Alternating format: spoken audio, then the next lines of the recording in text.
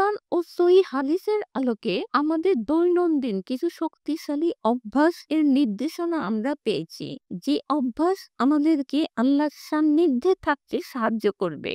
আউযুবিল্লাহি মিনাশ শাইতানির রাজিম। বিসমিল্লাহির রহমানির রহিম। আসসালামু আলাইকুম ওয়া রাহমাতুল্লাহি ওয়া বারাকাতুহু।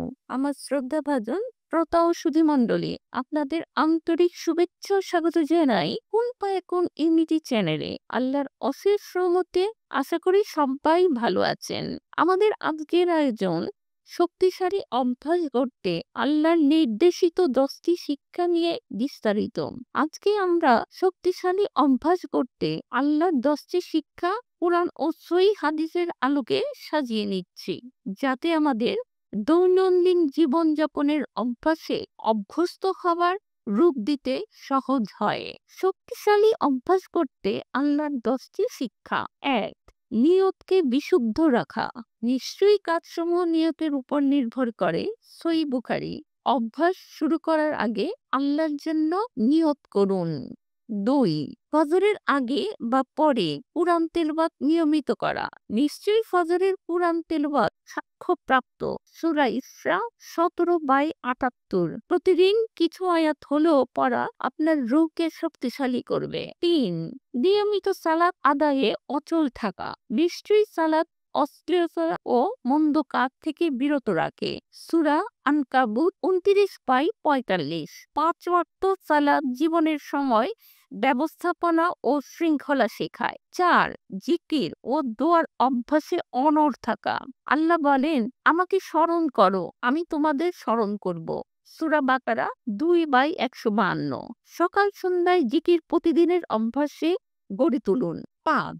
সর্বাবস্থায় সত্য কথা বলার অভ্যাস করুন। সত্য আমাদেরকে ন্যায়ের দিকে নিয়ে যায়। সহিহ মুসলিম 2607। কথা বলার আগে ভেবে নিন এটি সত্য ও উপকারী কিনা। 6. সময় সচেতন হবার চেষ্টা করা। যারা তাদের সময় অনর্থক কাজে নষ্ট করে না। সূরা মুমিনুন 23/3। অপ্রয়োজনীয় কাজ ও আলাপ বাদ দিন। 7. দানশীলতার অভ্যাসে অভ্যস্ত হওয়া। যা কিছুই তোমরা ব্যয় করো, আল্লাহ তা প্রতিস্থাপন করবেন। সূরা তাবা 34/39। প্রতিদিন বা সাপ্তাহিক সামান্য হলেও কিছু দান করার চেষ্টা বজায় রাখা। 8. গুনাহ থেকে দ্রুত তওবা করা। আল্লাহ তওবাকারীদের ভালোবাসেন। সূরা বাকারা 2/222। ভুল হলে সঙ্গে সঙ্গে ক্ষমা চাওয়া। 9. ধৈর্য ধারণ ও কৃতজ্ঞতা প্রকাশ করা। যদি কৃতজ্ঞ হও তবে অবশ্যই আমি তোমাদের বাড়িয়ে দেব। সূরা ইব্রাহিম 14/7। কষ্টে ধৈর্য, সুখে শুকরগুজারি, এই দুটি জীবনের শান্তি আনে। 10.